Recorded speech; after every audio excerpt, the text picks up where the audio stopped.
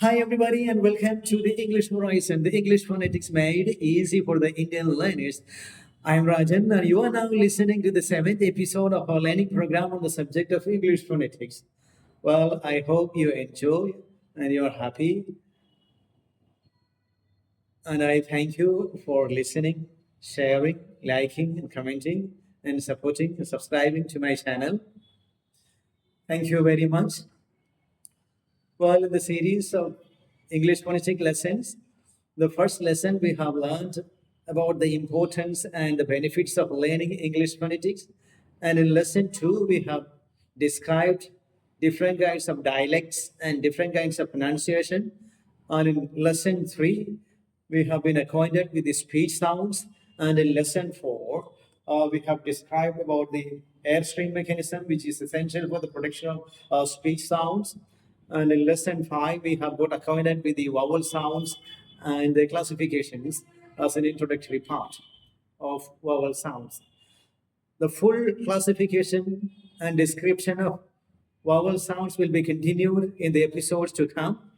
Of course, we'll be completely describing and explaining all the 20 vowel sounds one by one.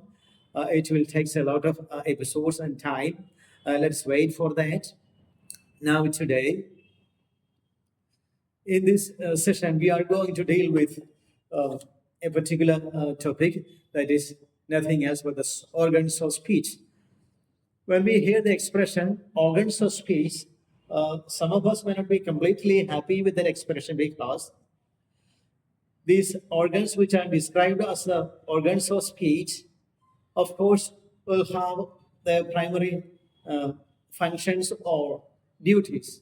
For example, the lungs will have the breathing function, and the vocal cords will have the function to prevent food and drink from entering the windpipe, and the teeth will have the chewing function, and the tongue will have the tasting function, and so on.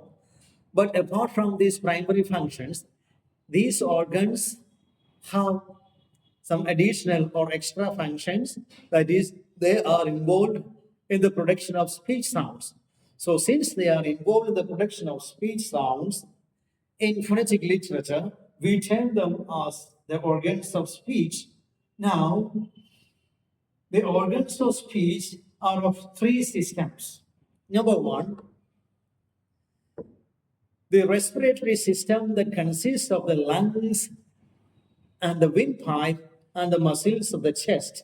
Number two, the phonatory system that consists of the larynx. Number three, the articulatory system that consists of the nose, the teeth, the tongue, the roof of the mouth, and the lips. Now, let us look into these three systems in details.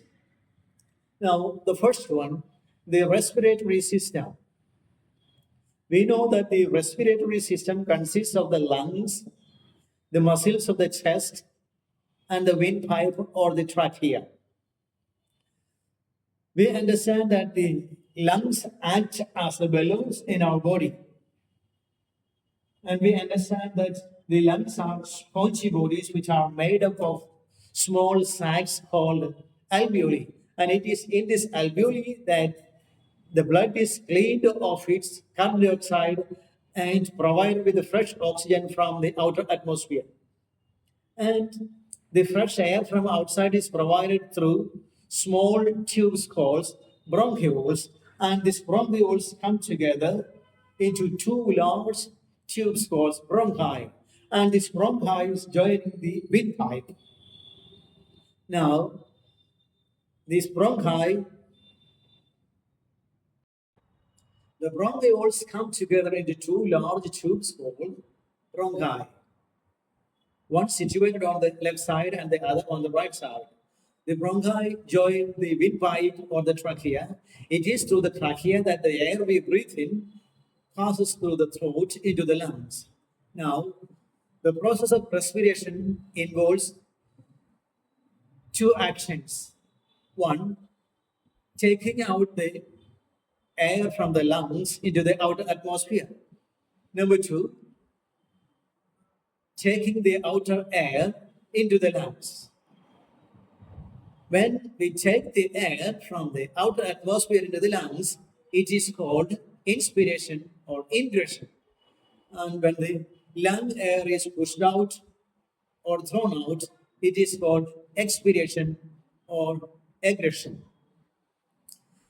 We know that it is the lung air or the expiratory lung air is the basis of for the production of most speech sounds of most languages in the world.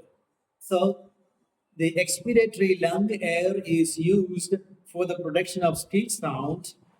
That's why it is called the aggressive pulmonic airstream.